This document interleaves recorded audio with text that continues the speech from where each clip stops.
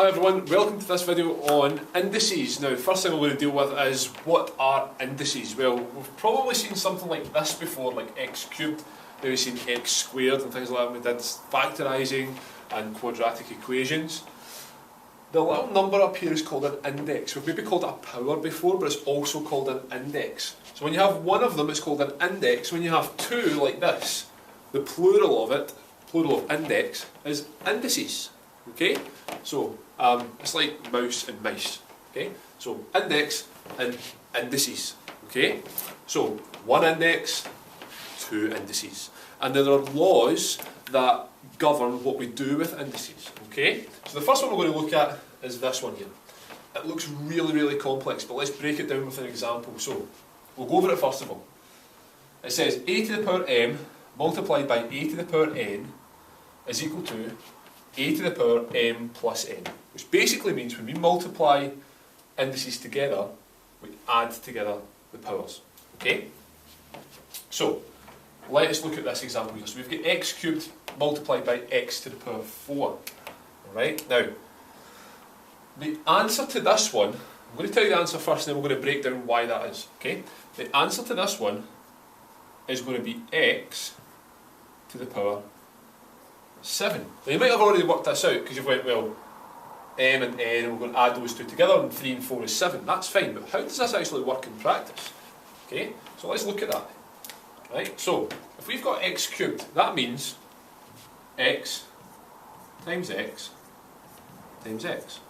Okay, and if we've got x to the power 4, that means x times x times x times x. Like so. And these two things are being multiplied together. So we've got a lot of x's on the board. Appropriate that it's Valentine's Day, I think, but here we go. Okay, so x cubed is x times x times x. X to the power 4 is x times x times x times x. If we count these all up, 1, 2, 3, 4, 5, 6, 7, we've got x to the power 7. So that's how this works. Okay? That's where it all comes from. You don't have to write this bit out though.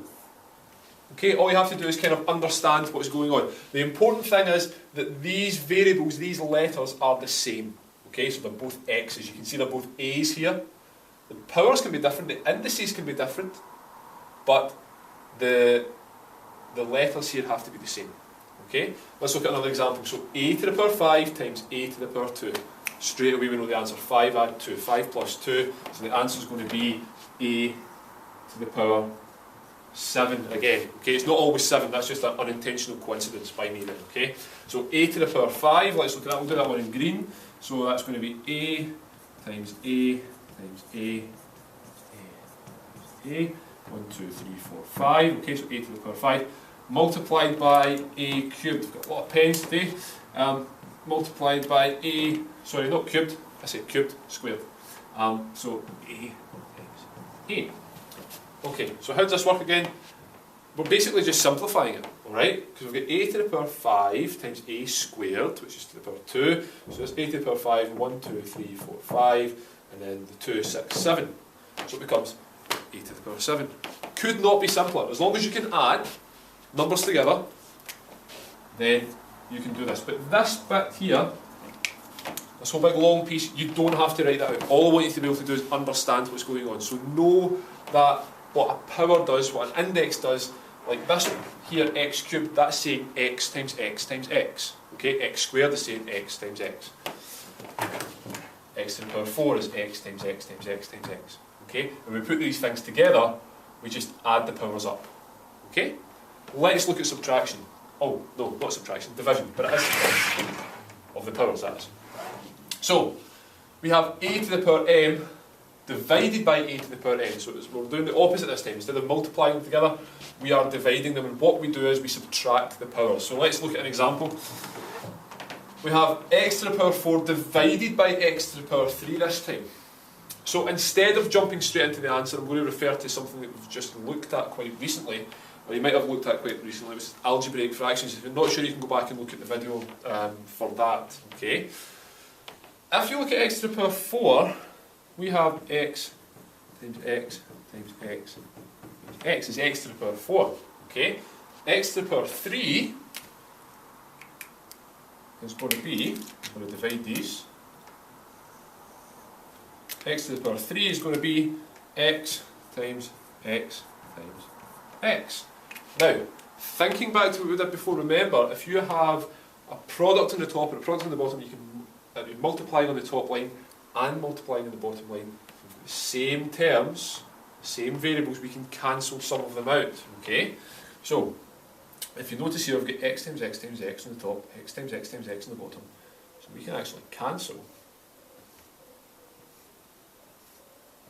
3 from the top and 3 from the bottom, and that leaves us with just a single x on the top, and well, this would be 1 on the bottom. So all we'd be left with is just x by itself. Okay, so how does that work then? Because 4 take away 3, 4 minus 3, if we follow the rule, is 1.